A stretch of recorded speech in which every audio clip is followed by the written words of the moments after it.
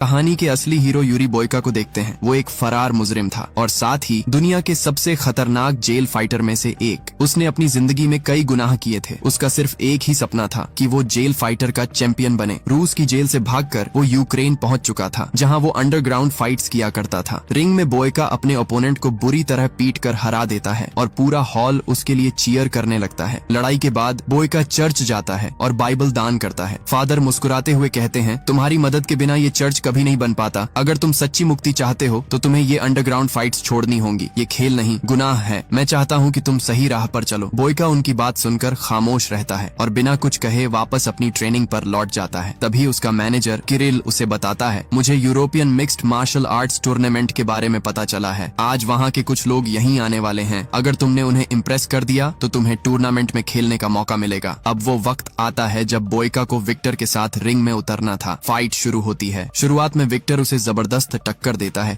लेकिन आखिर में बोयका का जुनून और ताकत हावी हो जाते हैं। वो विक्टर के चेहरे पर जोरदार किक मारता है। विक्टर जमीन पर गिर जाता है। उसका माउथ गार्ड बाहर निकल जाता है। वो दोबारा उठकर हमला करने की कोशिश करता है, मगर बोयका के एक मुक्के से वो फिर नीचे जा गिरता है। बोयका उससे कहता है, give up Victor, it's over. लेकिन विक्टर गुस्से में फिर हमला करता है और इस बार बोयका के एक जबरदस्त पंच से वो बेहोश होकर गिर पड़ता है। बोयका जीत जाता है। चारों तरफ उसका नाम गूंजता है। टूर्नामेंट के एजेंट्स उसके पास आते हैं। 2 हफ्ते बाद टूर्नामेंट शुरू होगा। अगर तुम जीत गए तो तुम्हारी जिंदगी बदल जाएगी। किरिल उसे जीत के पैसे देता है। बोयका घर लौटने लगता है, लेकिन विक्टर को फाइट के दौरान गंभीर चोट आई थी। उसे अस्पताल ले जाया गया, लेकिन वो बच नहीं पाया। बोयका को ये बात अंदर से तोड़ देती है। रात भर उसे नींद नहीं आती। उसे फादर की बात याद आती है, अगर तुमने